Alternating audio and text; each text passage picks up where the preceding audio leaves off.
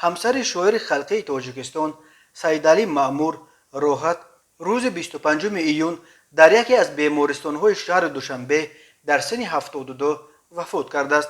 یکی از پیوندان شاعر در صحبت با سامانه پرس تیجی سبب مرگ مرحوم را سرایت به کرونا ویروس نامیده است. جنازه را راست از بیمارستان به قبرستان برده دفن کردند. مراسم دعا و فاتحه در خانه شاعر بیگاه برگزار شد، گفته است او. به اطلاع این منبع خود سیدعلی مأمور که 76 سال دارد نیز با گمان کرونا ویروس بستری شده است، ولی طبیبان وضع شاعر را معتدل میگویند.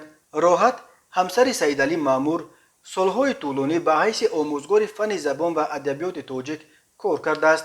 خبر مرگ همسر شاعر شناخته از کرونا ویروس در حال رسید که وزارت تندرستی تاجیکستان همچنان خبر مرگ و میر شهروندان از این بیماری را همچنان رد میکند.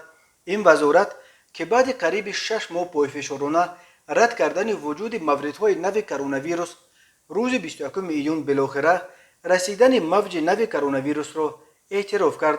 در 5 روز آخر از 107 مورد سرایت به این بیماری خبر داده است. وزارت شام 26 ایون گفت در یک شبانه روز آخر در کشور باز 23 حالت نو پیچیدن به کرونا ویروس ثبت شده. در عین زمان 9 بیمار از این ویروس شفا یافتند.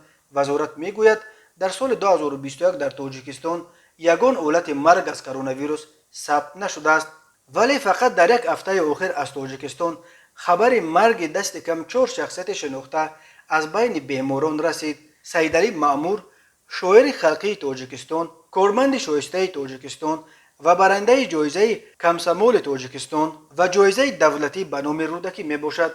شاعر 28 دکبر سال 1944 در دهه یکباغ نایه استرفشن به دنیا آمده. سال 1966 فاکولته تاریخ و فیلولوژی دانشکده دولتی تاجیکستان را ختم کرده است. از سال 1972 عضو اتفاق نویسندگان تاجیکستان است.